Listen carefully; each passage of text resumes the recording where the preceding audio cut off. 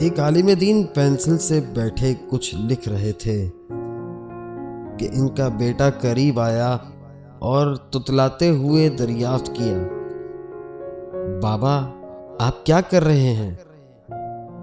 اس عالم دین نے مسکراتے ہوئے اپنے بیٹے سے فرمایا، بیٹا میرے لکھنے سے بھی زیادہ اہم یہ پینسل ہے جس سے میں بیٹھا لکھ رہا ہوں، اور میں یہ چاہتا ہوں کہ جب تم بڑے ہو جاؤ تو تم اس پینسل کی طرح بنو۔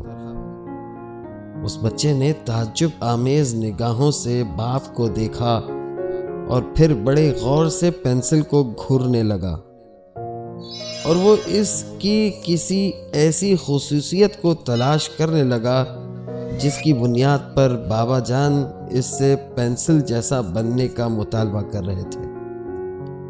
بڑی دیر تک پینسل کو دیکھنے کے بعد اسے کوئی ایسی چیز نظر نہ آئی جو اس کے ذہن کو کھٹکتی، اور اب بچے سے رہا نہ گیا، آخر کار باپ سے معلوم کر بیٹھا، بابا جان اس پینسل میں ایسی کون سی خصوصیت ہے جس کے سبب آپ کی خواہش یہ ہے کہ میں بڑا ہو کر اس جیسا بنوں؟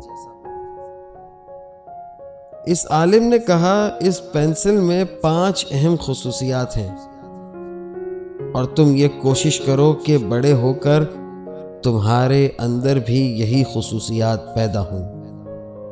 تم بڑے بڑے کارنامے انجام دے سکتے ہو، لیکن کبھی یہ مت بھولو کہ کوئی ہاتھ ہے جو تمہیں چلا رہا ہے اور تم سے یہ کارنامے کروا رہا ہے، اور وہ اللہ تعالیٰ کا دست قدرت ہے۔ کبھی کبھی جب اس کی نوک گھس جاتی ہے تو کٹر یا چاقو وغیرہ سے اسے تراشا جاتا ہے۔ اگرچہ یہ ایک اذیت ناک چیز ہوتی ہے، لیکن بہرحال اس کی نوک تیز ہو جاتی ہے اور پھر یہ اچھے سے کام کرنے لگتی ہے۔ بس تمہیں بھی یہ جان لینا چاہیے کہ انسان کو اگر کوئی دکھ اور صدمہ پہنچتا ہے وہ اس لیے ہوتا ہے تاکہ تم بہتر کارکردگی کا مظاہرہ کر سکو۔ پینسل یہ اجازت دیتی ہے کہ اگر کچھ غلط تحریر ہو جائے تو تم ربر سے اسے مٹا کر اپنی غلطی کی اصلاح کر سکو۔ بس تم یہ سمجھ لو کہ ایک غلطی کو صحیح کرنا غلطی نہیں ہے۔ یہ بات بھی ذہن نشین رہے کہ پینسل کی لکڑی اور اس کا کھول لکھنے اور تحریر کرنے کے کام نہیں آتا، بلکہ لکھنے کے کام ہمیشہ وہ مغز آتا ہے جو اس لکڑی کے اندر چھپا ہوا ہوتا ہے۔ بس ہمیشہ تم اس چیز کا خیال رکھو کہ تمہارے جسم کی کوئی حیثیت و اہمیت نہیں ہے، بلکہ اس کے اندر چھپی تمہاری روح اور ضمیر قدر و قیمت والا ہے، جسم نہیں۔